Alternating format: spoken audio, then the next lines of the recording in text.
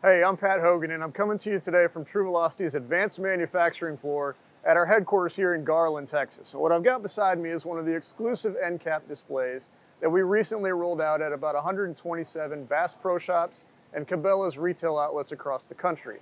Now, on display on this end cap is True Velocity's commercially available line of 308 Winchester products. And I want to talk about some of the distinct advantages of one of those products today. And that's our 308 Winchester loaded with 165 grain Nosler AccuBond projectile.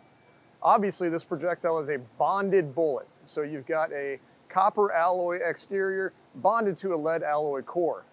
What you end up with there is a projectile that's going to fly true, it's going to penetrate deeply, but it's going to retain its weight as well. So when paired with True Velocity's composite cartridge case technology, you've got the ultimate medium-sized game hunting projectile and some of the most accurate cartridge case technology the industry has ever seen, with standard deviations in muzzle velocity in the single digits. This is the ultimate product for your next whitetail hunt or mule deer hunt. Check out True Velocity products at Bass Pro and Cabela's today.